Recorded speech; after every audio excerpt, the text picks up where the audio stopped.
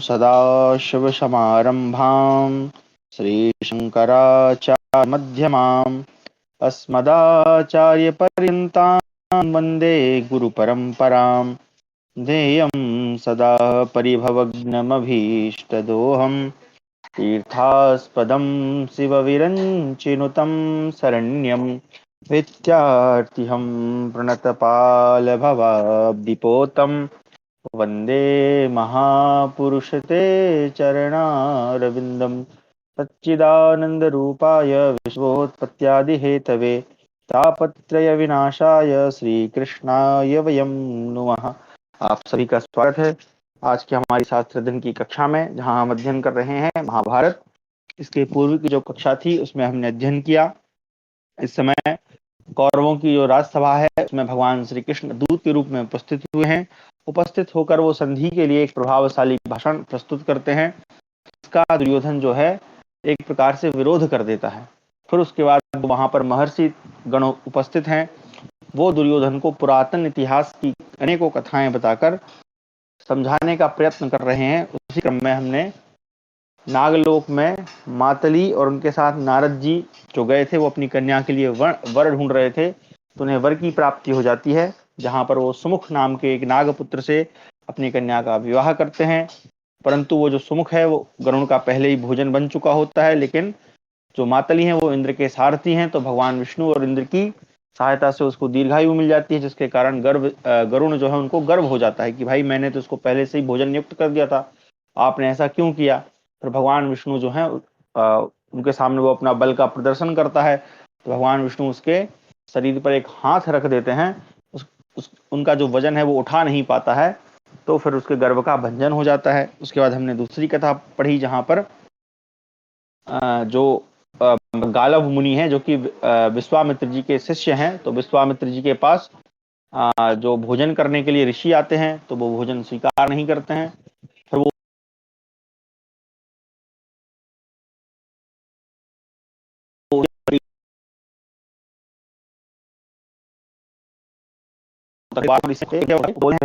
तो वो कहते हैं कि मुझे गुरु दक्षिणा मांग लीजिए, तो वो मना करते हैं, लेकिन बार बार कहने पर विश्वामित्र जी को क्रोध आ जाता है, तो उसको इसलिए वो कह देते हैं कि जाओ तुम मेरे लिए संख्या मुझे एग्जैक्ट याद नहीं, 700-800 कुछ घोड़े लाने को उनको बोलते हैं, जिनका वर्ण श्वेत हो लेकिन कान का रंग जो है श्याम वर्ण हो। तो इससे वो परेशान हो जाते हैं, गालव मुनि चिंता करते हैं। फिर जो आकर उनकी सहायता जो है गरुण जी करते हैं, और गरुण जी उनको फिर बताते हैं, सांत्वना देते हैं कि जो भगवान विष्णु के आदेश से मैं तुम्हारी सहायता करूंगा। अब ये जो घोड़े हैं जिनको हमें खोजना है, इनके लिए हम कहाँ चलें, किस दिशा की ओर चलें, तो सभी समस्त दिशाओं का वर्णन वो संक्षेप में करते हैं। तो पहले पूर्व दिशा, फिर पश्चिम दिशा, फिर दक्षिण दिशा का वो वर्णन कर देते हैं। अब उत्तर दिशा का हम आज अध्ययन करेंगे। मैं स्क्रीन शेयर करता हूँ, अगर आवाज बीच में रुक जाए तो बता दीजिए।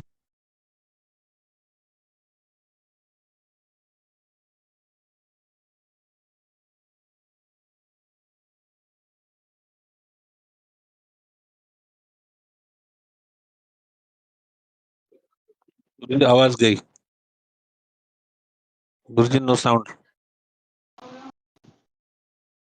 चलिए, समस्या ही है तो बिना उसके ही पढ़ते हैं, पता नहीं क्या ही समस्या हो रही है। चलिए,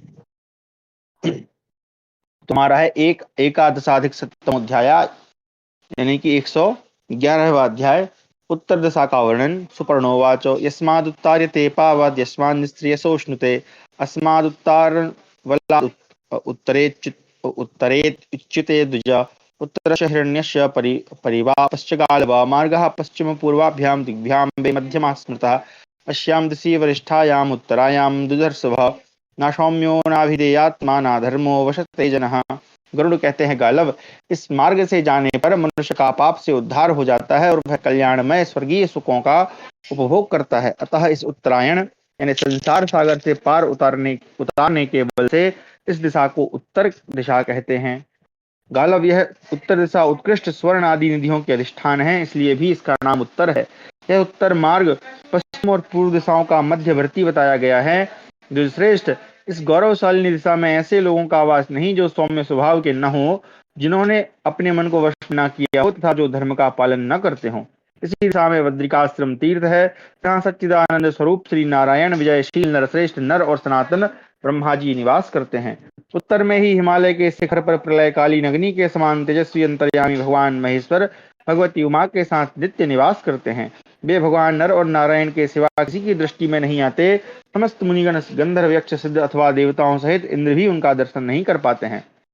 यहाँ सहस्त्रों नेत्रों, सहस्त्रों चरणों और सहस्त्रों मस्तक वाले एकमात्र अविनाशी श्रीमान भगवान विष्णु ही उस माया विशिष्ट महेश्वर का साक्षात्कार करते हैं।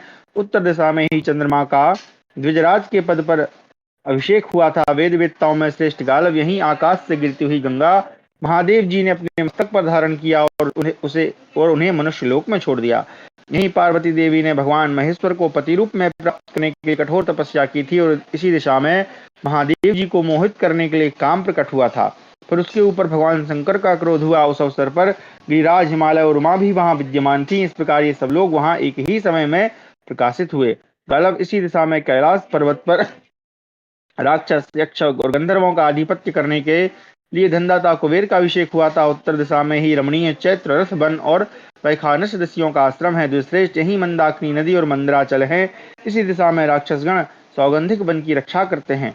यही हरी हरी घासों से शोभित कल्ली वन है और यहीं कल्प वृक्ष शोभा पाते हैं। गालव इसी दिशा में सदा संयम नियम का पालन करने वाले स्वच्छंदचारी सिद्धों के इच्छानुसार भोगों से संपन्न एवं मनोनुकूल विमान विचरते हैं। इसी दिशा में अरुंधति देवी और सप्तर्षि प्रकाशित होते हैं। इसी में स्वाति नक्षत्र का निवास है, यहीं उसका उदय होता है। तो ये तारों की बात कर रहे हैं, तो हम सभी जानते हैं कि सप्तर्षि मंडल उत्तर दिशा में है। इसी दिशा में ब्रह्मा जी यज्ञानुष्ठान में प्रवृत्त होकर नियमित रूप से निवास करते हैं। नक्षत्र, चंद्रमा तथा सूर्य भी सदा इसी में परिभ्रमण हैं।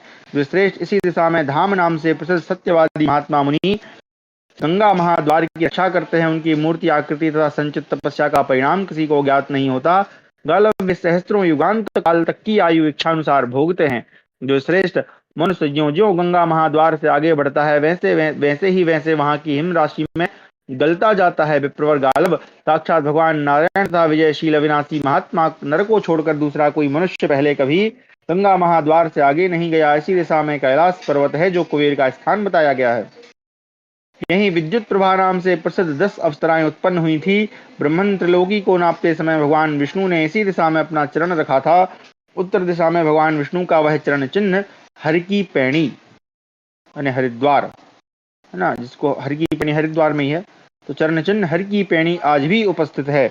श्रेष्ठ ब्रह्म से उत्तर दिशा के ही उसीर बीज नामक स्थान में, जहाँ स्वर्णमय सरोवर है, राजा अमरुत ने यज्ञ किया था।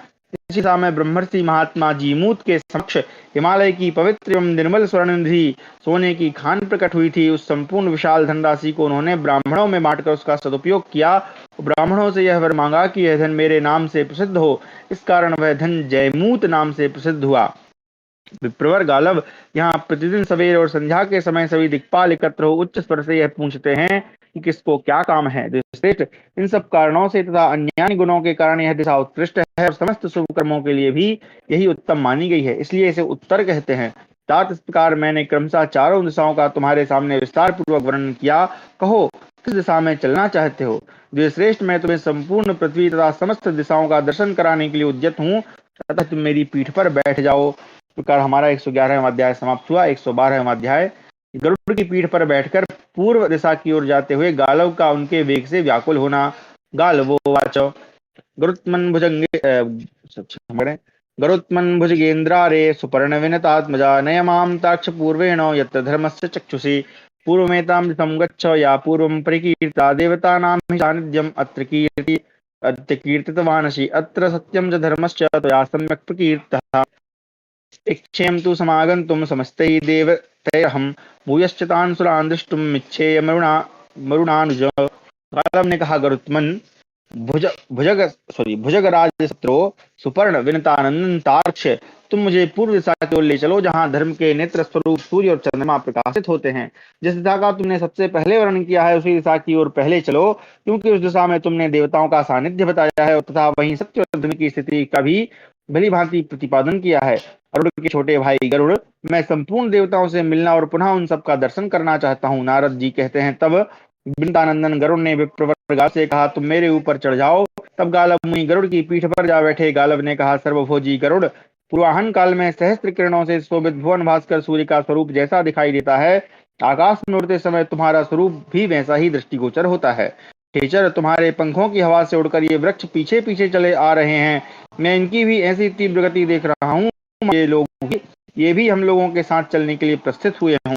आकाशचारी गरुण, तुम अपने पंखों के वेग से उठी हुई वायु द्वारा समुद्र की जलराशि, पर्वत, वन और काननों सहित संपूर्ण पृथ्वी को अपनी ओर खींचते से जान पड़ते हो। पांखों के हिलाने से निरंतर उठती हुई प्रचंड वायु के वेग से मत्स्य, जल हस्ती तथा मगरों सहित समुद्र का जल तुम्हारे द्वारा मानो आकाश में उछाल दिया जाता है। जिनके आकार और मुख एक से हैं, ऐसे मत्स्यों को, तिमी और तिमिंगलों को तथा हाथी, घोड़े और मनुष्यों के समान मुख वाले जल जंतुओं को मैं उन्मथित हुए से देखता हूँ। महासागर की इन भीषण गर्जनाओं ने मेरे कान बहरे कर दिए हैं। मैं ना तो सुन पाता हूँ, न देख पाता हूँ, न अपने बचाव का ही कोई उपाय समझ पाता हूँ। तात गरुण, तुमसे कहीं ब्रह्म हत्या ना हो जाए, इसका ध्यान रखते हुए धीरे धीरे चलो। मुझे इस समय ना तो सूर्य दिखाई देते हैं, न दिशाएं सूझती हैं, ना ही आकाश दृष्टिगोचर होता है। मुझे केवल अंधकार ही दिखाई देता है। मैं तुम्हारे शरीर को नहीं देख पाता हूँ। अंडज, तुम्हारी दोनों आंखें मुझे उत्तम जाति के दो मणियों समान चमकती दिखाई देती हैं। मैं ना तो तुम्हारे शरीर को देखता हूँ, ना अपने शरीर को। मुझे पग पग पर तुम्हारे अंगों से आग की लपटें उठती दिखाई देती हैं। बिंतानंदन, तुम उस आग को सहसा बुझाकर पुनः अपने नेत्रों को भी शांत करो और तुम्हारी गति में जो इतना महान वेग है, इसे रोको। वरुण, इस यात्रा से मेरा कोई प्रयोजन नहीं था। लौट चलो महाभाग, मैं तुम्हारे वेग को नहीं सह सकता। मैंने गुरु को ऐसे 800 घोड़े देने की प्रतिज्ञा की है, जो चंद्रमा के समान उज्जवल कांति से युक्त हों और जिनके कान एक ओर से श्याम रंग के हों। किंतु अंडज, उन घोड़ों को दिए जाने का कोई मार्ग मुझे नहीं दिखाई देता, इसलिए मैंने अपने जीवन के परित्याग का ही मार्ग चुना है। मेरे पास थोड़ा भी धन नहीं है, कोई धनी मित्र भी नहीं है, और यह कार्य ऐसा है कि प्रचुर राशि का व्यय करने से भी सिद्ध नहीं हो सकता। नारद जी कहते हैं, इस प्रकार बहुत दीन वचन बोलते हुए महर्षि गालव से विंतानंदन गरुड़ ने चलते हुए ही हंसकर कहा, ब्रह्म से, यदि तुम अपने प्राणों का परित्याग करना चाहते हो तो विशेष बुद्धिमान नहीं हो, क्योंकि मृत्यु कृत्रिम नहीं होती, अर्थात उसका अपनी इच्छा से निर्माण नहीं किया जा सकता। वह तो परमेश्वर का ही स्वरूप है। तुमने पहले ही मुझसे यह बात क्यों नहीं कह दी? मेरी दृष्टि में यह एक महान उपाय है जिससे यह कार्य सिद्ध हो सकता है। गालव, समुद्र के निकट एक ऋषभ नामक पर्वत है, वहां विश्राम और भोजन करके हम दोनों लौट चलेंगे। इस प्रकार 112वां अध्याय समाप्त हुआ। 113वां अध्याय, ऋषभ पर्वत के शिखर पर महर्षि गालव और गरुड़ की तपस्विनी शांडिली से भेंट तथा गरुड़ और गालव का गुरु दक्षिणा चुकाने के विषय परस्पर विचार। नारदोवाच, ऋषभस्य सहस्रं निपत्य पक्षिणो शाण्डिलीं ब्राह्मणीं तत्र ददृशा ते तपोन्विताम् अभिवाद्य सुपर्णस्तु गालवश्चाभिपूज्यतां तया च स्वागतेनोक्तौ विष्टरे सन्निषीदतु सिद्धं मन्नं तया दत्तं बलिमन्त्रोपबृंहितं मुक्ता तप्ता भूमौ सुप्तौ तावनुमोहितौ। नारद जी कहते, तदनंतर गालव और गरुड़ ने ऋषभ पर्वत के शिखर पर उतरकर वहां तपस्विनी सांडिली ब्राह्मणी को देखा। गरुड़ ने उसे प्रणाम किया और गालव ने उसका आदर सम्मान किया। तदनंतर उसने भी उन दोनों का स्वागत करके उन्हें आसन पर बैठने के लिए कहा। उसकी आज्ञा पाकर वे दोनों वहां आसन पर बैठ गए। तपस्विनी ने उन्हें बलि वैश्व देव से बचा हुआ अभिमंत्रित सिद्धांत अर्पण किया। उसे खाकर वे दोनों तृप्त हो गए और भूमि पर ही सो गए। तत्पश्चात निद्रा ने उन्हें अचेत कर दिया। 2 ही घड़ी के बाद मन में वहां से जाने की इच्छा लेकर गरुड़ जाग उठे। उठने पर उन्होंने अपने शरीर को दोनों पंखों से रहित देखा। आकाशचारी गरुड़ मुख और हाथों से युक्त होते हुए भी पंखों के बिना मांस के लोंदे से हो गए। उन्हें उस दशा में देखकर गालव का मन उदास हो गया और उन्होंने पूछा, सखे, तुम्हें यहाँ आने का यह क्या फल मिला? इस अवस्था में हम दोनों को यहाँ कितने समय तक रहना पड़ेगा? तुमने मन में कौन सा अशुभ चिंतन किया जो धर्म को दूषित करने वाला रहा है? मैं समझता हूँ तुम्हारे द्वारा यहाँ कोई थोड़ा धर्म विरुद्ध कार्य नहीं हुआ होगा। तब गरुड़ ने विप्र और गालव से कहा, ब्रह्मन, मैंने तो अपने मन में यही सोचा था कि सिद्ध तपस्विनी को वहां पहुंचा दूं जहां प्रजापति ब्रह्मा है, जहां महादेव जी हैं, जहां सनातन भगवान विष्णु हैं, तथा जहां धर्म एवं यज्ञ है, वहीं इसे निवास करना चाहिए। अतः मैं भगवती सांडिली के चरणों में पड़कर यह प्रार्थना करता हूँ कि मैंने अपने चिंतनशील मन के द्वारा आपका प्रिय करने की इच्छा से ही यह बात सोची है। आपके प्रति विशेष आदर का भाव होने से ही मैंने इस स्थान का चिंतन किया है, जो संभवतः आपको अभीष्ट नहीं रहा है। मेरे द्वारा यह पुण्य हो या पाप, अपने ही महात्म से आप मेरे इस अपराध को क्षमा कर दें। यह सुनकर तपस्विनी बहुत संतुष्ट हुई।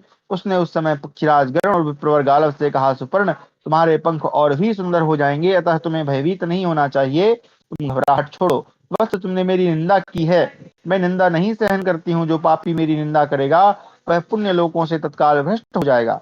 समस्त अशुभ लक्षणों से हीन और आनंदित रहकर सदाचार का पालन करते हुए ही मैंने यह उत्तम सिद्धि प्राप्त की है। आचार ही धर्म को सफल बनाता है, आचार ही धन रूपी फल देता है। आचार का मतलब सदाचार, आचार या आचरण आप कह सकते हैं। आचार से ही मनुष्य को संपत्ति प्राप्त होती है और आचार ही अशुभ लक्षणों को भी नाश कर देता है। अतः आयुष्मान पक्षीराज, अब तुम यहाँ से अपने अभीष्ट स्थान को जाओ। आज से तुम्हें मेरी निंदा नहीं करनी चाहिए। मेरी ही क्यों, कहीं भी किसी भी स्त्री की निंदा करना उचित नहीं है। अतः अब तुम पहले की भांति बल और पराक्रम से संपन्न हो जाओगे। सांडिली के इतना कहते ही गरुड़ की पांखें पहले से अधिक शक्तिशाली हो गईं। तत्पश्चात सांडिली की आज्ञा ले वे जैसे आए थे वैसे ही चले गए। वे गालब के बताए अनुसार श्याम कर्ण के घोड़े नहीं पा सके।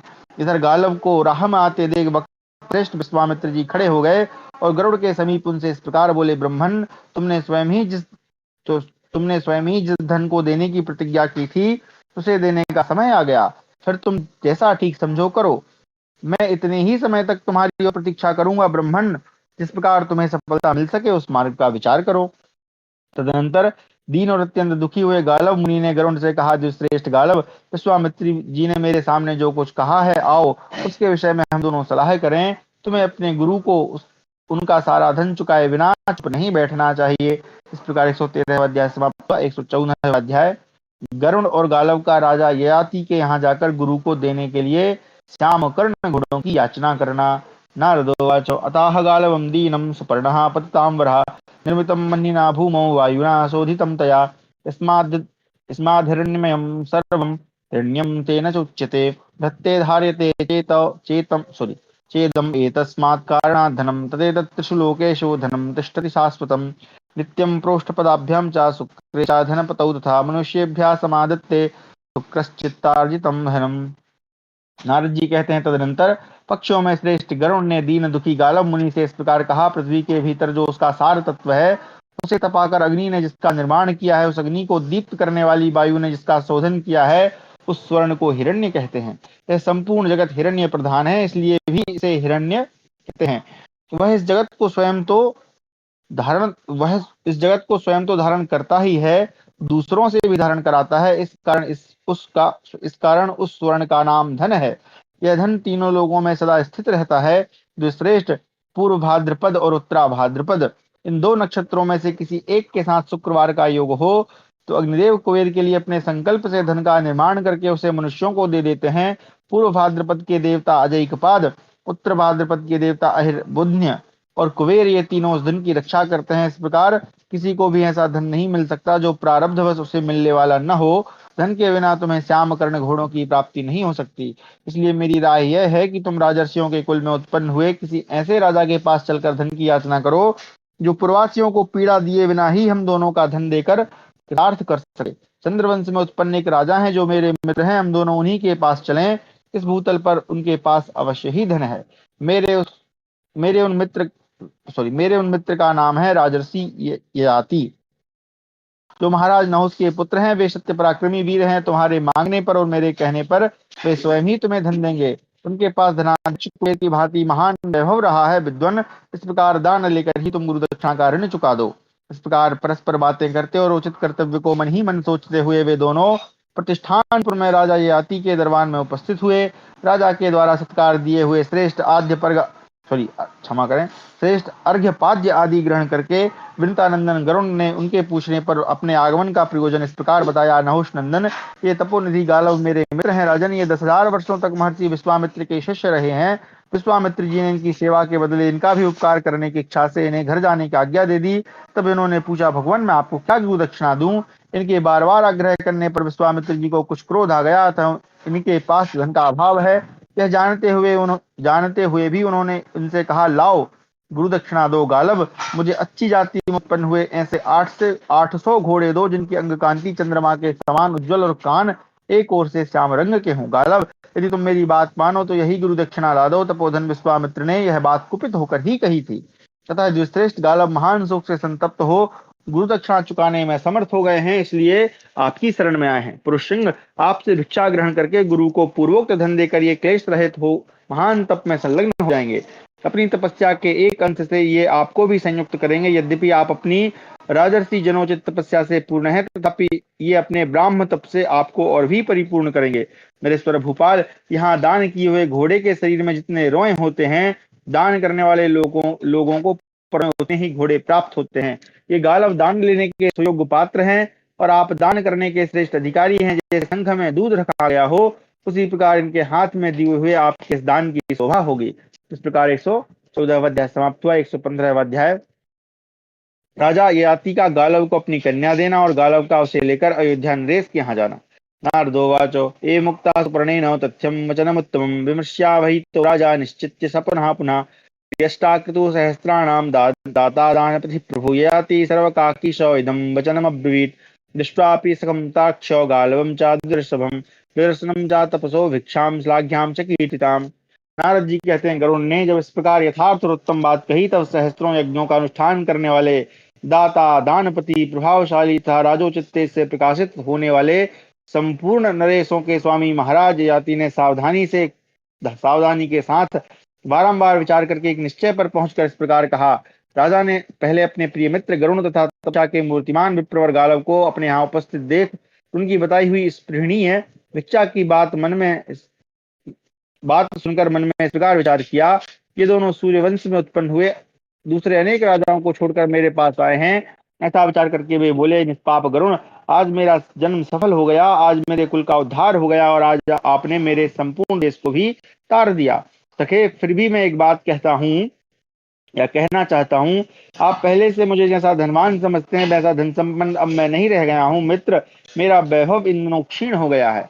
आकाशचारी गरुण, इस दशा में भी मैं आपके आगमन को निष्फल करने में समर्थ हूँ और इन ब्रह्मर्षि की आशा को भी मैं विफल नहीं करना चाहता। अतः मैं एक ऐसी वस्तु दूंगा जो उस कार्य का संपादन कर देगी। अपने पास आकर कोई याचक हताश हो जाए तो वह लौटने पर आशा भंग करने वाले राजा के समूचे कुल को दग्ध कर देता है। विरंतानंदन, लोक में कोई दीजिए कहकर कुछ मांगे और उससे यह कह दिया जाए कि जाओ मेरे पास नहीं है, इस प्रकार याचक की आशा को भंग करने से जितना पाप लगता है, इससे बढ़कर पाप की कोई दूसरी बात नहीं कही जाती है। कोई श्रेष्ठ मनुष्य जब कहीं याचना करके हताश या सफल होता है, तब वह मरे हुए के समान हो जाता है और अपना हित न करने वाले धनी के पुत्रों तथा पौत्रों का नाश कर डालता है। अतः मेरी ये जो पुत्री है, यह 4 कुलों की स्थापना करने वाली है। इसकी कांति देव कन्या के समान है। यह संपूर्ण धर्मों की वृद्धि करने वाली है। गालव, इसके रूप सौंदर्य से आकृष्ट हो देवता, मनुष्य तथा क्षमा करें, असुर सभी लोग सदा इसे पाने की अभिलाषा रखते हैं। अतः आप मेरी इस पुत्री को ग्रहण कीजिए। इसके शुल्क के रूप में राजा लोग निश्चय ही अपना राज्य भी आपको दे देंगे। फिर 800 श्यामकर्ण घोड़ों की तो बात ही क्या है। अतः प्रभु, मेरी पुत्री माधवी को ग्रहण करें और मुझे यह वर दें कि मैं दौहित्रवान यानी नातियों से युक्त हो जाऊं। तब गरुण सहित गालव ने उस कन्या को लेकर कहा, अच्छा, हम फिर कभी मिलेंगे। राजा से ऐसा कहकर गालव उन्हीं कन्या के साथ वहां से चल दिए। तदनंतर गरुण भी यह कहकर कि अब तुम्हें घोड़ों की प्राप्ति का यह द्वार प्राप्त हो गया, गालव से विदा ले वे अपने घर को चले गए। पक्षीराज गरुड़ के चले जाने पर गालव उस कन्या के साथ यह सोचते हुए चल दिए कि राजाओं में कौन ऐसा नरेश है जो उस कन्या का शुल्क देने में समर्थ हो। वे मन ही मन विचार करके अयोध्या में इक्ष्वाकुवंशी नृपति शिरोमणि महापराक्रमी हर्यश्व के पास गए, जो चतुरंगिणी सेना से संपन्न थे। अच्छा, ठीक है। वे कोष धन धान्य और सैनिक बल सबसे संपन्न थे। पूर्वासी प्रजा उन्हें बहुत ही प्रिय थी। ब्राह्मणों के प्रति उनका अधिक प्रेम था। वे प्रजा वर्ग के हित की इच्छा रखते थे। उनका मन भोगों से विरक्त एवं शांत था। वे उत्तम तपस्या में लगे हुए थे। राजा हर्यश्व के पास जाकर विप्र गालव ने कहा, राजेंद्र, मेरी यह कन्या अपनी संतानों द्वारा वंश की वृद्धि करने वाली है। तुम शुल्क देकर इसे अपनी पत्नी बनाने के लिए ग्रहण करो। हर्यश्व, मैं तुम्हें पहले इसका शुल्क बताऊंगा, उसे सुनकर तुम अपने कर्तव्य का निश्चय करो। इस प्रकार हमारा 115वां अध्याय समाप्त हुआ। 116वां अध्याय, हर्यश्व का 200 श्यामकर्ण घोड़े देकर ययाति कन्या के गर्भ से वसुमना नामक पुत्र उत्पन्न करना और गालव का इस कन्या के साथ वहां से प्रस्थान। ये कौन सी बात है भाई? चलो देखते हैं।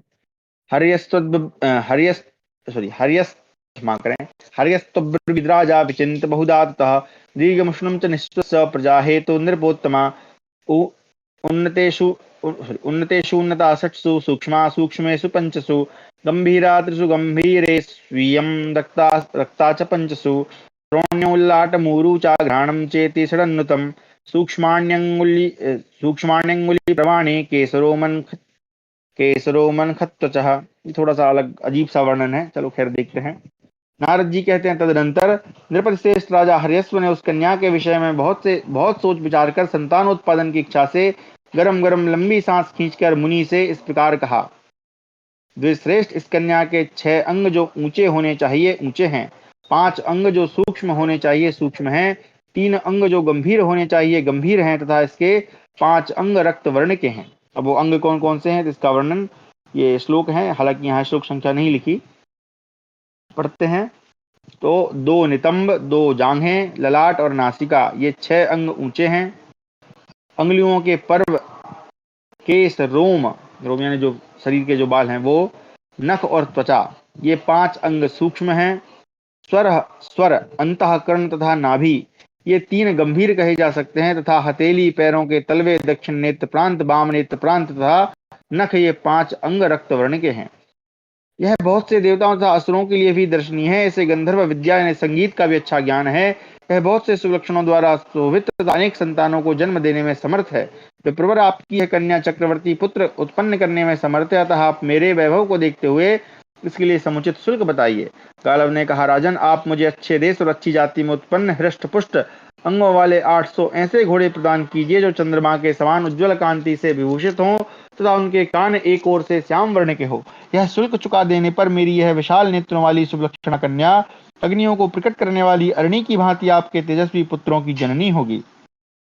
नारद जी कहते हैं, वचन सुनकर काम मोहित हुए राजर्षि महाराज हर्यश्व मुनिश्रेष्ठ गालव से अत्यंत दीन होकर बोले, ब्रह्मन, आपको जैसे घोड़े लेने अभीष्ट हैं वैसे तो मेरे यहाँ इन दोनों 200 ही घोड़े हैं, किंतु दूसरी जाति के कई 100 घोड़े यहाँ विचरते हैं। अतः गालव, मैं इस कन्या से केवल एक संतान उत्पन्न करूंगा, आप मेरे इस श्रेष्ठ मनोरथ को पूर्ण करें।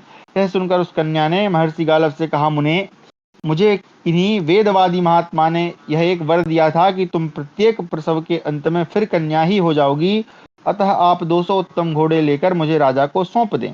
इस प्रकार 4 राजाओं से 200-200 घोड़े लेने पर आपके 800 घोड़े पूरे हो जाएंगे और मेरे भी 4 ही पुत्र होंगे। विप्रवर, इसी तरह आप गुरु दक्षिणा के लिए धन का संग्रह करें, यही मेरी मान्यता है, फिर आप जैसा ठीक समझे वैसा करें।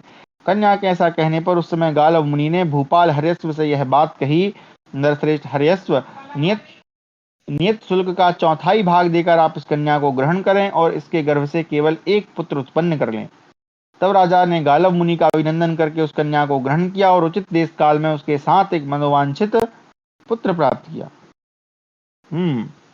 अब यहाँ पर एक विचारणीय विषय है।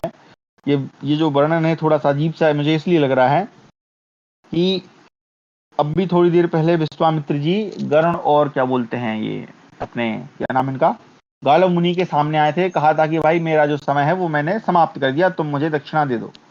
अब यार यहाँ पर घोड़े लेने के लिए तो पूरा पुत्र उत्पत्ति का जो समय है वो दे रहे हैं। ठीक है, अब अगर कोई भी कन्या हो तुरंत तो पुत्र उत्पन्न करेगी नहीं भाई, साल भर का समय तो लगेगा ही, फिर कैसे ये संभव है कि इतने समय तक वो रुके रहे घोड़े मिले। तो ये थोड़ा सा अजीब सा वर्णन है। खैर चलिए पढ़ते हैं, अब लिखा है तो पढ़ना ही है।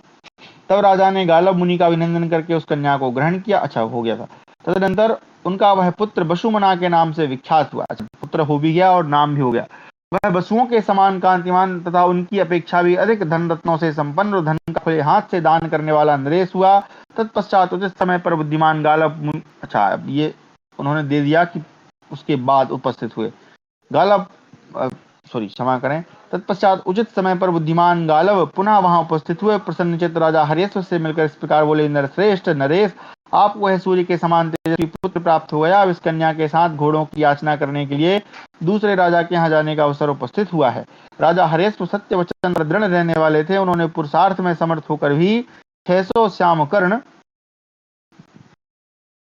1 मिनट, 600 कहाँ आ गए भाई, हरेस्व सत्यवचने स्थित्वा च पौरुषे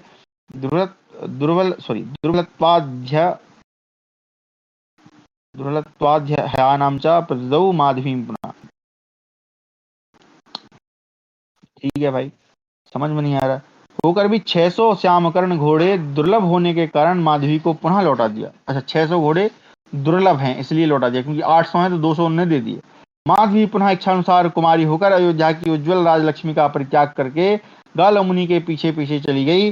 जाते समय ब्राह्मण ने राजा हरिश्व से कहा, महाराज, आपके दिए हुए 200 श्यामकर्ण घोड़े अभी आपके पास ही धरोहर के रूप में रहे। ऐसा कर गाल मुनि उस राजकन्या के साथ राजा देवोदास के यहाँ गए। इस प्रकार हमारा 116वां अध्याय समाप्त हुआ।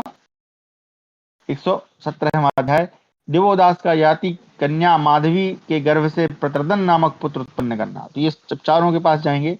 गालवो वाचो महावीर्यो महीपाला काशीनामीश्वरः प्रभु देवोदासादिख्यातो भयमिषैनी नराधिपा तत्र गच्छावहे भद्रे शनिरागच्छमाशुचः धार्मिका संयमे युक्ता सत्ये चैव जनेश्वरः। नारदोवाच तमुपागम्य सा मुनिः न्यायतस्तेन सत्कृता गालवः प्रसवस्यार्थे तम नृपं प्रत्यचोदयत्। मार्ग में गालव ने राजकन्या माधवी से कहा, भद्रे, काशी के अधिपति भीमसेन कुमार शक्तिशाली राजा देवोदास महापराक्रमी एवं विख्यात भूमिपाल हैं, उन्हीं के पास हम दोनों चलें। तुम धीरे धीरे चली जाओ तुम धीरे धीरे चली आओ, मन में किसी प्रकार का शोक न करो। राजा देवोदास धर्मात्मा, संयमी तथा सत्यपरायण है। नारद जी कहते हैं, राजा देवदास के यहाँ जाने पर गालव मुनि उनके द्वारा यथो मुनि का उनके द्वारा यथोचित सत्कार किया गया। तदनंतर गालव ने पूर्वत उन्हें भी शुल्क देकर उस कन्या से एक संतान उत्पन्न करने के लिए प्रेरित किया। देवदास बोले, ब्रह्मन, यह सब वृत्तांत मैंने पहले ही सुन रखा है, अब इसे विस्तार पूर्वक कहने की क्या आवश्यकता है। द्विश्रेष्ठ, आपके प्रस्ताव को सुनते ही मेरे मन में यह पुत्रोत्पादन की अभिलाषा जाग उठी है। यह मेरे लिए बड़ी सम्मान की बात है। आप दूसरे राजाओं को छोड़कर मेरे पास इस रूप में प्रार्थी होकर आए हैं, निसंदेह ऐसा ही भावी है। गालव, मेरे पास भी 200 ही श्यामकर्ण घोड़े हैं, अतः मैं भी इसके गर्भ से एक ही राजकुमार को उत्पन्न करूंगा। तब बहुत अच्छा कहकर विप्रवर गालव ने वह राजकन्या दे दी। राजा ने भी उसका विधि पूर्वक पाणी ग्रहण किया। राजर्षि देवोदास माधवी में अनुरक्त होकर उसके साथ रमण करने लगे, जैसे सूर्य प्रभावती के, अग्नि स्वाहा के, देवेंद्र सची के, चंद्रमा रोहिणी के। अब ये पूरा वर्णन लिखा है। यमराज धूर्मोणा के, वरुण गौरी के, कुबेर रिधि के, नारायण लक्ष्मी के, समुद्र गंगा के, रुद्रदेव रुद्राणी के, पितामह ब्रह्मा वेदी के, वशिष्ठ नंदन शक्ति अदृश्यंती के, वशिष्ठ अक्षमाल अरुंधति के, च्यवन सुकन्या के, पुलस्त संध्या के, अगस्त विदर्भ राजकुमारी लोपामुद्रा के, सत्यवान सावित्री के, भृगु पुलोमा के, कश्यप अदिति के, जमदग्नि रेणुका के, कुशिकवंशी विश्वामित्र हेमवती के, बृहस्पति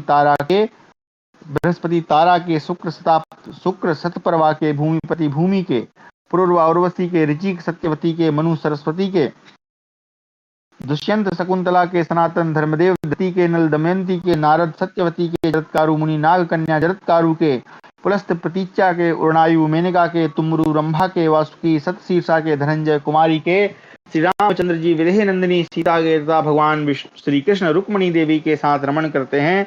उसी प्रकार अपने साथ रमण करने वाले राजा देवोदास के वीर से माधवी ने प्रतरदन नामक एक पुत्र उत्पन्न किया।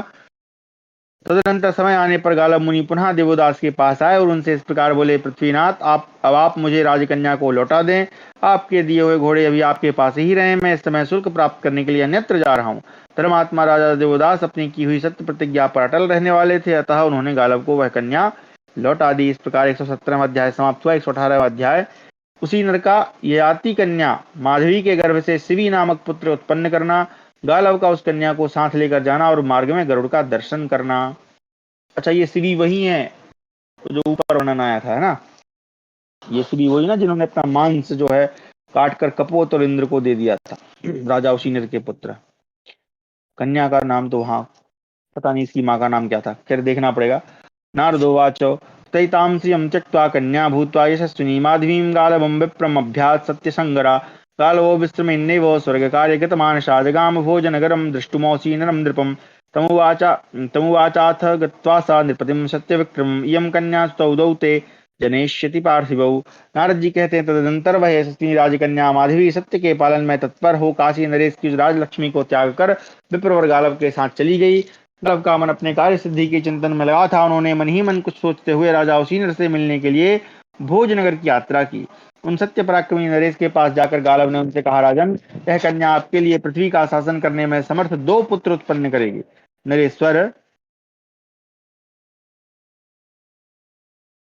यहाँ थोड़ा सा मैं ये सोच रहा हूँ कि भाई जब इनको पता था कि ये जो घोड़े हैं इनके पास हैं, उसी नर के पास हैं, इनके पास हैं, क्योंकि ये तो वही अपने मन से जा रहे हैं, तो पहले काहे नहीं गए? हो सकता है धन के कारण न गए हों। खैर चलिए। नरेश्वर, इसके गर्भ से सूर्य और चंद्रमा के समान दो तेजस्वी पुत्र पैदा करके आप लोक और परलोक में भी पूर्ण काम होंगे। समस्त धर्मों के ज्ञाता भूपाल, आप इस कन्या के शुल्क के रूप में मुझे 400 ऐसे अश्व प्रदान करें जो चंद्रमा के समान उज्ज्वल हों, चंद्रमा के समान उज्ज्वल कांति से शोभित हों तथा एक ओर से श्याम वर्ण के कानों वाले हों। मैंने गुरु दक्षिणा देने के लिए यह उद्योग आरंभ किया है, अन्यथा मुझे इन घोड़ों की कोई आवश्यकता नहीं है। महाराज, यदि आपके लिए शुल्क देना संभव हो तो कोई अन्यथा विचार न करके यह कार्य संपन्न कीजिए। राजर्षि पृथ्वीपते, आप संतानहीन हैं, अतः इससे 2 पुत्र उत्पन्न कीजिए और पुत्र रूपी नौका द्वारा पितरों अथवा अपना भी उद्धार कीजिए। राजर्षि, पुत्र जनित पुण्य फल का उपभोग करने वाला मनुष्य कभी स्वर्ग से नीचे नहीं गिराया जाता, और संतानहीन मनुष्य जिस प्रकार घोर नरक में पड़ते हैं उस प्रकार वह नहीं पड़ता। गालब की कही हुई ये तथा और भी बहुत सी बातें सुनकर राजा उशीनर ने उन्हें इस प्रकार उत्तर दिया। विप्रवर गालब, आप जैसा कहते हैं वह सब बातें मैंने सुन ली, परंतु विधाता प्रबल है, मेरा मन इससे संतान उत्पन्न करने के लिए उत्सुक हो रहा है। जो श्रेष्ठ, आपको जिनकी आवश्यकता है ऐसे अश्व तो मेरे पास 200 ही हैं। दूसरी जाति के कई सहस्त्र घोड़े मेरे यहाँ विचरते हैं, अतः ब्रह्मर्षि गालब, मैं भी इस कन्या के गर्भ से एक ही पुत्र उत्पन्न करूंगा। दूसरे लोग जिस मार्ग पर चले हैं उसी पर मैं भी चलूंगा। द्विज प्रवर, मैं घोड़ों का मूल्य देकर आपका सारा शुल्क चुका दूंगा, यह भी संभव नहीं है, क्योंकि मेरा धन पुरवासियों तथा जनपद निवासियों के लिए है, अपने उपभोग में लाने के लिए नहीं। धर्मात्मन, जो राजा पराये धन का अपनी इच्छा के अनुसार दान करता है उसे धर्म और यश की प्राप्ति नहीं होती है। अतः देवकन्या के समान सुंदरी इस राजकुमारी को केवल एक पुत्र उत्पन्न करने के लिए मुझे दें, मैं इसे ग्रहण करूंगा। इस प्रकार भांति भांति की न्याययुक्त बातें कहने वाले राजा उशीनर की विप्रवर गालब ने भूरी भूरी प्रशंसा की। उशीनर को वह कन्या सौंपकर गालब वन को चले गए।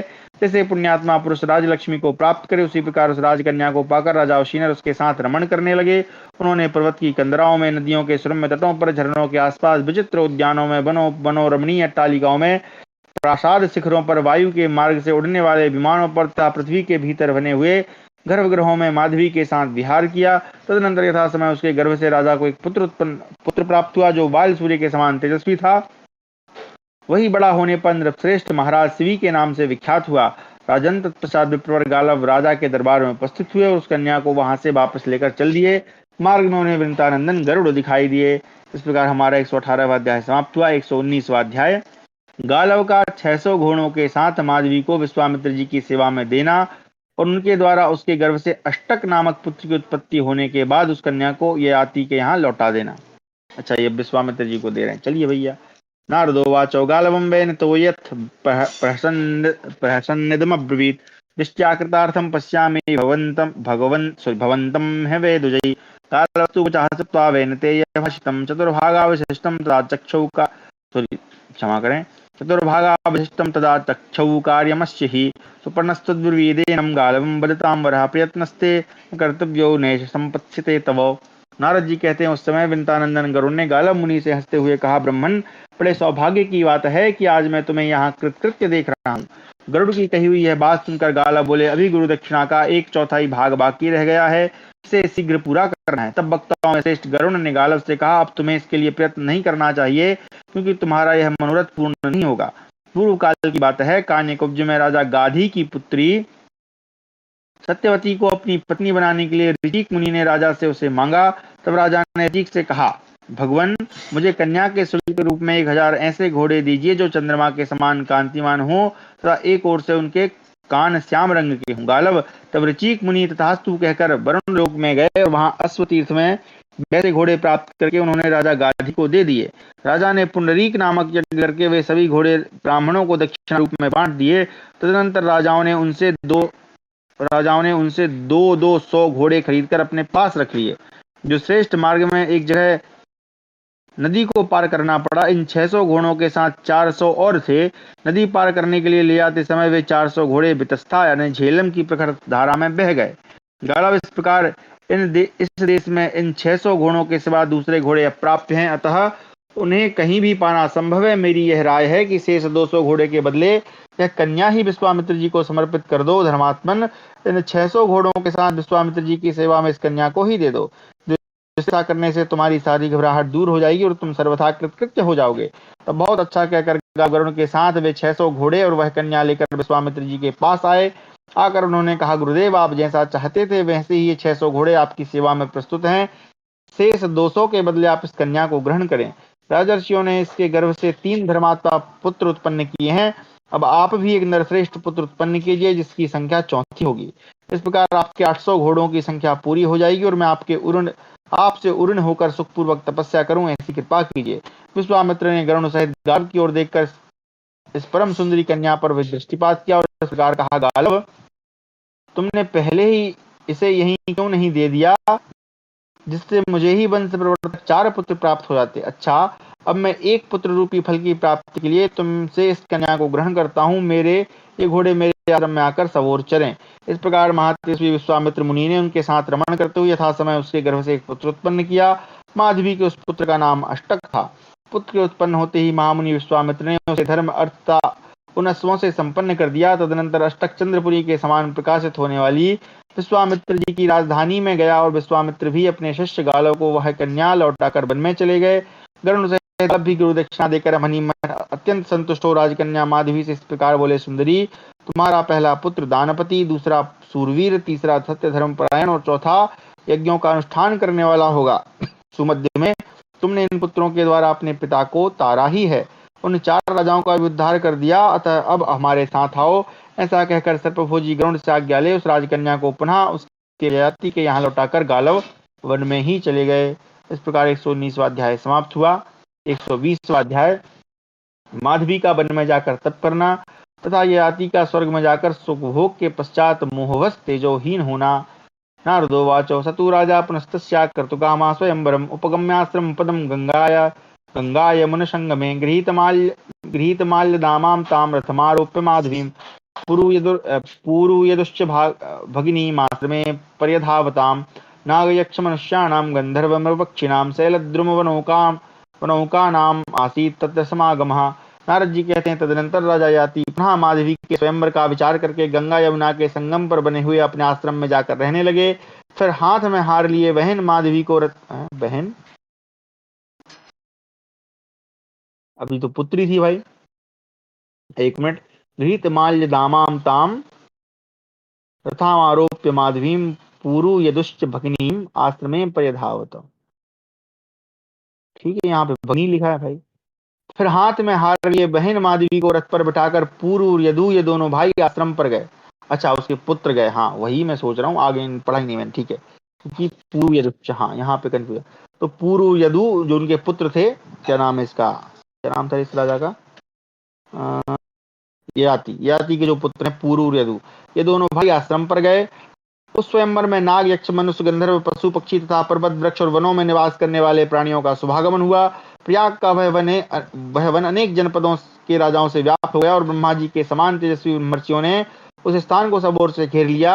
उस समय जब माधवी को वहां आए हुए वरों का परिचय दिए जाने लगा, तब उस वर्णिनी कन्या ने सारे वरों को छोड़कर तपोवन का ही वर रूप में वर्ण कर लिया। याति नंदिनी कुमारी माधवी रथ से उतरकर अपने पिता, भाई, बंधु आदि कुटुंबियों को नमस्कार करके पुण्य तपोवन में चली गई और वहां तपस्या करने लगी। वह उपवास पूर्वक विविध प्रकार की दीक्षाओं तथा नियमों का पालन करते हुए अपने मन को राग द्वेष आदि दोषों से रहित करके वन में मृगी के समान विचरने लगी। इस प्रकार क्रम से माधवी वैदुर्य मणि के अंकुरों के समान शोभित, कोमल, चिकनी, तिक्त, मधुर एवं हरी हरी घास चरती, पवित्र नदियों के शुद्ध शीतल जल एवं निर्मल सुस्वादु जल पीती और मृगों के आवास भूत व्याघ्ररहित एवं दावानल शून्य निर्जन वनों में मृगों के साथ वनचारिणी मृगी की भांति विचरण करती थी। उसने ब्रह्मचर्य पालन पूर्वक महान धर्म का आचरण किया। राजा ययाति भी पूर्ववर्ती राजाओं के सदाचार का पालन करते हुए अनेक सहस्त्र वर्षों की आयु पूरी करके मृत्यु को प्राप्त हुए। उनके पुत्रों में से 2 पुत्र नरश्रेष्ठ पूरु और यदु उस कुल में अभ्युदयशील थे। उन्हीं दोनों से नहुष पुत्र ययाति इस लोक और परलोक में भी प्रतिष्ठित हुए। राजन महाराज ययाति महर्षियों के समान पुण्यात्मा एवं तपस्वी थे। वे स्वर्ग में जाकर वहां के श्रेष्ठ फल का उपभोग करने लगे। इस प्रकार वहां अनेक गुणों से युक्त कई हजार वर्षों का समय व्यतीत हो गया। ययाति का चित्त अपना स्वर्गीय वैभव देखकर स्वयं ही आश्चर्यचकित हो उठा। उनकी बुद्धि पर मोह छा गया और वे महान समृद्धशाली महत्तम राजर्षियों के अपने समीप बैठे होने पर भी संपूर्ण देवताओं, मनुष्यों तथा महर्षियों की भी अवहेलना करने लगे। अब यहाँ पर एक थोड़ा सा विचार करने वाला प्रश्न है। तो ये है कि हमने अभी ऊपर इसी अध्याय में या इसके पूर्व वाले अध्याय में, मतलब पर्व में, राजा ययाति की कथा पढ़ी थी। वहां पर राजा ययाति को स्वर्ग का राजा बना दिया जाता है। इंद्र वाली कथा में वो इंद्र जो जाके जेल में छिप गए थे, तो वहां कथा अलग थी। वहां ये था कि ययाति को राजा बना दिया, और यहाँ पर तो वो स्वयं का वैभव देखकर जो है वो मोहित हो गए हैं। तो दोनों में अंतर है। तो ये इसके कारण भी थोड़ा सा विचारणीय है कि क्या ये कथा सत्य है अथवा नहीं, क्योंकि एक ही समय की कथा है, मतलब महाभारत में बोली जा रही है, दोनों जगह थोड़ा सा अलग अलग वर्णन है। वहां पे सीधा डायरेक्ट याति की कथा है, यहाँ पर पूरी कन्या वन्या के साथ उत्पत्ति हुई कैसे वो बता रहे हैं। खैर चलिए। और वहां पे वो सप्तर्षियों को कन्या एक रहती है ना, वो कहती है कि मैं तुमसे विवाह करूंगी, लेकिन तुम जो है इनको पालकी में बैठा के लाओ शिविका में। तो उसके कारण उनका जो है पतन हो जाता है ना। चलो, तदनंतर बलसूदन इंद्रदेव को याति की इस अवस्था का पता लग गया। हाँ, और वो इंद्र की जो पत्नी है सची, उनको भी अपने पाने का प्रयत्न करते हैं। तो विश्वामित्र जी कह रहा हूँ, बृहस्पति जी उनकी सहायता करते हैं। ये अभी की कहीं कथा है। वे संपूर्ण राजर्षि गण भी उस याति को धिक्कारने लगे। नहुष याति को देखकर स्वर्गवासियों में यह विचार खड़ा हो गया, यह कौन है, किस राजा का पुत्र और कैसे स्वर्ग में आ गया, इसे किस कर्म से सिद्धि प्राप्त हुई, इसने कहाँ तपस्या की, स्वर्ग में किस प्रकार इसे जाना जाए, अथवा कौन यहाँ इसको जानता है। इस प्रकार विचार करते हुए स्वर्गवासी याति के विषय में एक दूसरे को देखकर प्रश्न करने लगे। सैकड़ों विमान रक्षकों, स्वर्ग के द्वारपालों तथा सिंहासन के रक्षकों से पूछा गया, किंतु सबने यही उत्तर दिया, हम इन्हें नहीं जानते। उन सबके ज्ञान पर पर्दा पड़ गया था, अतः वे राजा को नहीं पहचान सके। फिर तो दो ही घड़ी में राजा याति का तेज नष्ट हो गया। इस प्रकार हमारा 120वां अध्याय समाप्त हुआ। 121वां अध्याय, याति का स्वर्गलोक से पतन और उनके दौहित्रों पुत्री तथा गालव मुनि का उन्हें पुनः स्वर्गलोक में पहुंचाने के लिए अपना अपना पुण्य देने के लिए उद्यत होना। और एक कहानी जब हमने शुरू में पढ़ी थी राजा याति की, तो वहां पर जो राजा पुरु हैं वो अपनी आयु देते हैं उनको, ताकि वो उसका वो बन जाए, है ना। तो तीन कहानियां हैं राजा याति की, तीनों अलग अलग हैं। खैर चलिए। नारदोवाचो अतः प्रचलिता स्थानादासनात् परिच्युतः कंपितेनैव मनसा धर्षिता शोकवह्निना म्लानस्रघ्भ्रष्टज्ञाना भ्रष्टमुकुटाङ्गदः विघ्रूणन् सर्वाङ्गा प्रभृष्टाभरणाम्बरः अदृश्यमानस्तान् पश्यन् च पुनः पुनः शून्येन मनसा प्रपतश्यन् महीतलम्। नारद जी कहते हैं, राजन तत्पश्चात याति अपने सिंहासन से कर स्वर्गीय स्थान से भी विचलित हो गए। उनका हृदय कांपता उठा और शोकाग्नि उन्हें दग्ध करने लगी। उन्होंने जो दिव्य कुष्मों की माला पहन रखी थी वह मुरझा गई। उनकी ज्ञान शक्ति लुप्त होने लगी। मुकुट और बाजू बंद शरीर से अलग हो गए। उन्हें चक्कर आने लगा। उनके सारे अंग शिथिल हो गए। वस्त्र तथा आभूषण भी खिसक खिसक कर गिरने लगे। वे अंधकार से आवृत होने के कारण स्वयं स्वर्गवासियों को नहीं दिखाई देते थे, परंतु वे उन्हें बार बार देखते और कभी नहीं भी देख पाते थे। पृथ्वी पर गिरने से पहले शून्य से होकर शून्य हृदय से राजा यह चिंता करने लगे कि मैंने अपने मन से किस धर्म दूषक अशुभ वस्तु का चिंतन किया, जिसके कारण मुझे अपने स्थान से भ्रष्ट होना पड़ा। स्वर्ग के राजर्षि सिद्ध और अप्सरा सभी ने स्वर्ग से भ्रष्ट हो अवलंब शून्य हुए राजा याति को देखा। राजन इतने में ही पुण्य रहित पुरुषों को स्वर्ग से नीचे गिराने वाला कोई पुरुष देवराज की आज्ञा से वहां आकर याति से इस प्रकार बोला, राजपुत्र, तुम अत्यंत मदमत्त हो और कोई भी ऐसा महान पुरुष यहाँ नहीं है जिसका तुम तिरस्कार न कर सको। इस मान के कारण ही तुम अपने स्थान से गिर रहे हो। अब तुम यहाँ रहने के योग्य नहीं हो। तुम्हें यहाँ कोई नहीं जानता, अतः जाओ नीचे गिरो। जब उसने ऐसा कहा तब नहुष पुत्र याति 3 बार ऐसा कहकर नीचे जाने लगे कि मैं सत्पुरुषों के बीच में गिरूं। जंगम प्राणियों में श्रेष्ठ याति गिरते समय अपनी गति के विषय में चिंता कर रहे थे। उसी समय उन्होंने नैमिषारण्य में 4 श्रेष्ठ राजाओं को देखा और उन्हीं के बीच में वे गिरने लगे। वहां पितरदन, वसुमना और औसी नरसिंह तथा अष्टक, ये 4 नरेश वाजपेयी यज्ञ के द्वारा देवेश्वर श्रीहरि को तृप्त करते थे। तो राजा याति का स्वर्ग से गिरना, ये भी हमने पहले अध्याय में पढ़ा था। पहले पर्व क्षमा करना अध्याय बोल रहा हूँ, पहले सभा पर्व में पढ़ा था जब वो गिर रहे थे। ठीक है, नहीं वो त्रिसंग, हाँ यही तो थे। ठीक है, उनके यज्ञ का धूम मानो स्वर्ग का द्वार बनकर उपस्थित हुआ। याति उसी को सूंघते हुए पृथ्वी की ओर गिर रहे थे। भूतल से स्वर्ग तक धूममयी नदी सी प्रवाहित हो रही थी, मानो आकाश गंगा भूमि पर जा रही हो। भूपाल याति उसी धूमलेखा का अवलंबन करके लोकपालों के समान तेजस्वी अभृत से पवित्र अपने चारों संबंधियों के बीच में गिरे। संबंधी इनके वो मतलब वो गए नाती है ना, दौहित्र। वे चारों श्रेष्ठ राजा उस विशाल अग्नियों के समान वे चारों राजा उन 4 विशाल अग्नियों के समान तेजस्वी थे, जो भविष्य की आहुति पाकर प्रज्वलित हो रहे हो। राजा याति अपना पुण्य क्षीण होने पर उन्हीं के मध्य भाग में गिरे। अपनी दिव्य कांति से उद्भासित होने वाले उन महाराज ने महाराज से सभी भूपालों ने पूछा, आप कौन हैं, किसके भाई बंधु हैं तथा किस देश में और नगर में आपका निवास स्थान है? आप यक्ष हैं अथवा देवता, गंधर्व हैं अथवा राक्षस? आपका स्वरूप मनुष्यों जैसा नहीं है, बताइए आप कौन सा प्रयोजन सिद्ध करना चाहते हैं? याति ने कहा, मैं राजर्षि याति हूँ। अपना पुण्य क्षीण होने के कारण स्वर्ग से नीचे गिर गया हूँ। गिरते समय मेरे मन में चिंतन चल रहा था कि मैं सत्पुरुषों के बीच में गिरूं, अतः आप लोगों के बीच में आ पड़ा। ये राजा बोले, सुमणे, आपका यह मनोरथ सफल हो। आप हम सब लोगों के यज्ञों का फल और धर्म ग्रहण करें। जाति ने कहा, प्रतिग्रही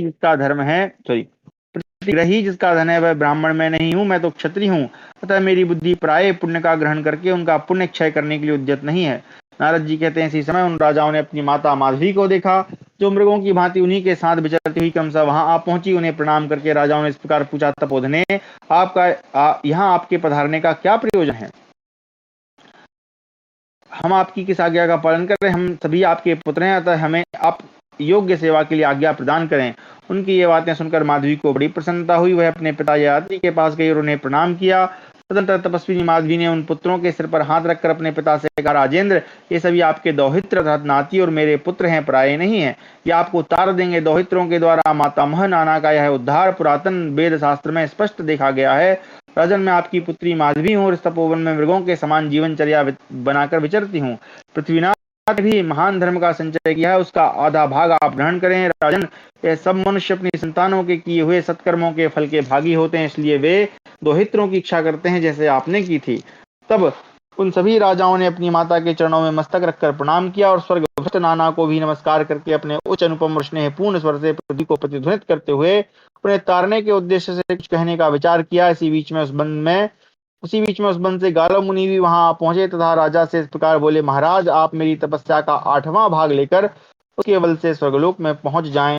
इस प्रकार 121वां अध्याय समाप्त हुआ। 122वां अध्याय, सत्संग एवं दौहित्रों के पुण्यदान से ययाति का पुनः स्वर्गारोहण। नारदोवाच, प्रतिविज्ञात मात्रोऽथो सद्भिस्तै नरपुंगव समारुरोह प्रतिस्पृशन् वसुधातलम्। ययाति दिव्य संस्थानो बभूव विगतज्वरः दिव्यमालाम्बरधरो दिव्याभरणभूषिता दिव्यगन्धगुणोपेतो न पृथ्वीमस्पृशत्पदा। ततो वसुमनः पूर्वम् उच्चैरुच्चारयन् वचः ख्यातोदानपतिः लोके व्याजहार नृपं तदा। नारद जी कहते हैं, उन सत्पुरुषों के द्वारा पहचाने जाने मात्र से न श्रेष्ठ राजा जाति पृथ्वी तल का स्पर्श न करते हुए ऊपर की ओर उठने लगे। उस समय उनकी आकृति दिव्य हो गई। वे शोक और चिंता से रहे थे। उन्होंने दिव्य हार, दिव्य वस्त्र धारण कर रखे थे। दिव्य आभूषण उनके अंगों की शोभा बढ़ा रहे थे तथा वे दिव्य सुगंध से सुवासित हो रहे थे। वे अपने पैरों से पृथ्वी का स्पर्श नहीं कर रहे थे। तदनंतर लोक में दानपति के नाम से विख्यात राजा वसुमना पहले उच्च स्वर से शब्दों का उच्चारण करते हुए महाराज ययाति से इस प्रकार बोले, मैंने जगत में सभी वर्णों की निंदा से दूर रहकर जो पुण्य प्राप्त किया है वह भी आपको दे रहा हूँ। आप उस पुण्य से संयुक्त हों। दानशील पुरुष को जो पुण्य फल प्राप्त होता है, क्षमाशील मनुष्य को जो फल मिलता है, अग्नि स्थापन आदि वेदोक्त कर्मों के अनुष्ठान से मुझे जिस फल की प्राप्ति होने वाली है, उन सभी प्रकार के पुण्य फलों से आप संपन्न हो। तदनंतर क्षत्रिय श्रोमणि प्रतरदन ने यह बात कही। अच्छा, ये चारों का वर्णन जो है पहले पर्व में आता है। मैं जिस प्रकार सदा धर्म में तत्पर रहा हूँ, सर्वदा न्याय युक्त युद्ध में संलग्न होता आया हूँ तथा संसार में मैंने जो क्षत्रिय वंश के अनुरूप यश तथा वीर शब्द के योग्य पुण्य फल का अर्चन किया है, उससे आप संयुक्त हो। तत्पश्चात उसी नरपुत्र बुद्धिमान शिवी ने मधुरवाणी में कहा, मैंने बालकों में, स्त्रियों में, हास के योग्य संबंधियों में, युद्ध में, आपत्तियों में तथा संकटों में पहले कभी असत्य भाषण नहीं किया। तो सत्य के प्रभाव से आप स्वर्गलोक में जाइए। राजन, मैं अपने प्राण, राज्य, मनोवांछित सुख भोग को भी त्याग सकता हूँ, परंतु सत्य को नहीं छोड़ सकता। उस सत्य के प्रभाव से आप स्वर्गलोक में जाइए। यदि मेरे सत्य से धर्मदेव संतुष्ट हैं, यदि मेरे सत्य से अग्निदेव प्रसन्न है तथा यदि मेरे सत्य भाषण से देवराज इंद्र भी तृप्त हुए हैं, तो सत्य के प्रभाव से आप स्वर्गलोक में जाइए। इसके बाद माधवी के छोटे पुत्र कुचिक वंशी धर्मज्ञ राजर्षि अष्टक ने कई 100 यज्ञों का अनुष्ठान करने वाले नहुस नंदन याति के पास जाकर कहा, प्रभु, मैंने सैकड़ों पुंडरीक, गोशव तथा वाजपेयी यज्ञों का अनुष्ठान किया है। आप उन सब का फल प्राप्त करें। मेरे पास कोई भी रत्न, धन अथवा अन्य सामग्री ऐसी नहीं जिसका मैंने यज्ञों में उपयोग न किया हो। इस सत्य कर्म के प्रभाव से आप स्वर्गलोक में जाइए। जाति के दोहित्र जैसे जैसे उनके प्रति उपयुक्त बातें कहते थे, वैसे वैसे ही वे महाराज इस भूतल को छोड़ते हुए स्वर्गलोक की ओर बढ़ते चले गए। इस प्रकार अपने संपूर्ण सत्कर्मों के द्वारा उन सब राजाओं ने स्वर्ग से गिरे हुए राजा याति को अनायास ही तार दिया।